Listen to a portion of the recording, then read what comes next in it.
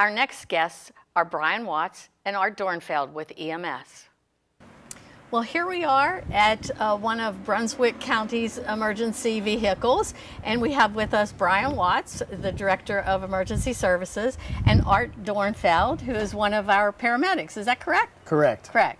So we're here to talk about what happens after the call comes to 911, and we've kind of gone through all of that with Lieutenant Coring. And so now I want to find out what happens with the ambulance. So walk me through what that looks like. A call has come through and they need an ambulance. Well, once a call comes through to 911, it's dispatched to the closest ambulance, and we have a computer program that allows us to pick the closest ambulance based on road miles, and dispatch the closest ambulance. So we try to deploy our units and move them around to where there will be we can make our response times in 12 minutes or less 90% of the time.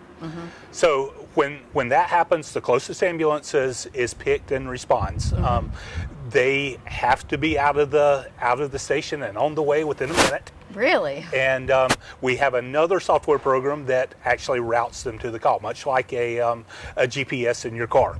So we'll route them to the call, tell them turn by turn how to get there, the fastest route. Wow. And so from there, we're able to get to the patient and start assessing their needs. From there, we try to figure out, what's going on with the patient, what kind of medical needs they have, which hospital they need to go to, and so we'll begin treatment at that point. We'll start our treatment. We can do anything that the emergency department can do in the first 30 minutes. Really? Right here in the ambulance. I wasn't aware of that. So we're able to start our advanced treatment, start treating heart attacks, start treating strokes, start treating trauma patients before we ever get to the hospital. Wow. From there, we will go to the hospital and report everything that we've done, which is normally quite a lot. And the hospital will take over care from there. Okay. Well, Art, let me ask you this. Tell me about some of the training that you've had to go through in order to be an EMS paramedic. For most of our staff are paramedics. We do have some intermediate and some basic because we also do non-emergency transport service.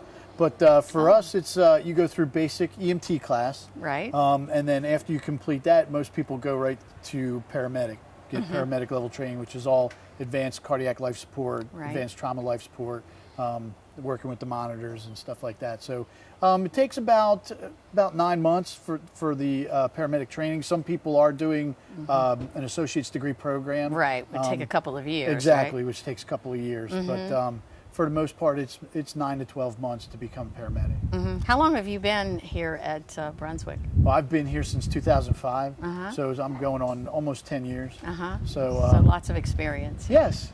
I'm retired Navy, so I also did this in the Navy as well. So so you had your training prior to joining? I did. I was a hospital corpsman in the Navy. I see. My last duty station was Marine Corps Air Station Cherry Point, where I was in-flight medical technician on Pedro. The helicopter up there. So wow, great experience to bring to Brunswick County. Absolutely. So we're really lucky to have somebody with your qualifications. I'm lucky to be here. It's a great place. Yeah, I would agree with that.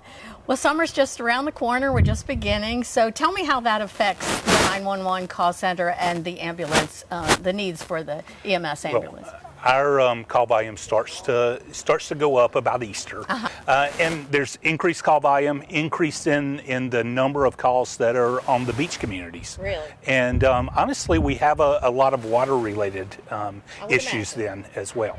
Yeah. How about if something happens, say they're fishing right off the coast of Caswell Beach or something? What happens then? Well, we work with the Coast Guard. We work with the Sheriff's Office as well with their Marine Patrol, and for special events, we actually put our paramedics on the boats with the Sheriff's Office to help get the response times to where they need to be for that area. It's hard to get out in the ocean or out in the river for that matter. Right. But I would think that there are a lot of water-related accidents or drownings and what have you. But it's good to know that you partner with other folks, such as the Coast Guard, just to get it done and make sure that the patients get taken care of. So now we have the patient in the ambulance, and we're ready to head towards Novant Health Brunswick Medical Center. Tell me what the hospital would expect and what kind of information you would be relaying to the hospital prior to arrival. Well, we always have contact with our physicians that are at the hospital. Correct. We're going to give them a report as to what's coming in, and anything that we might not be thinking of that the physician would like us to do, he'll give us orders to do that as well. So we do have online medical control, but most of our medical direction is through standing orders and protocol.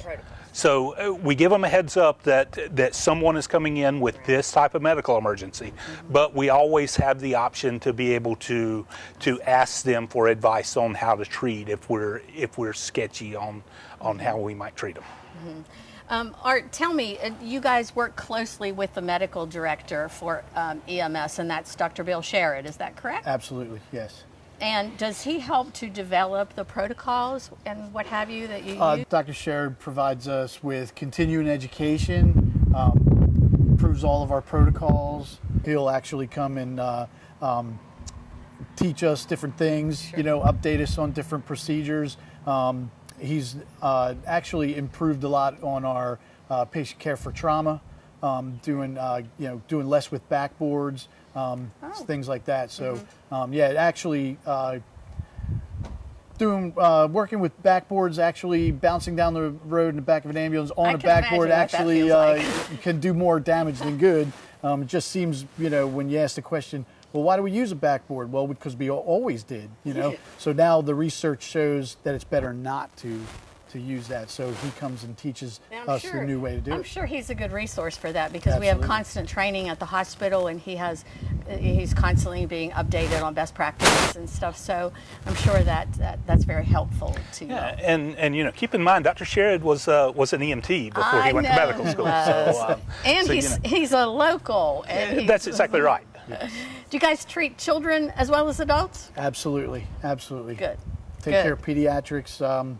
Same way, they're just not little adults. They have special needs that they need. So, and we're all trained in taking care of that as well. Yeah, great.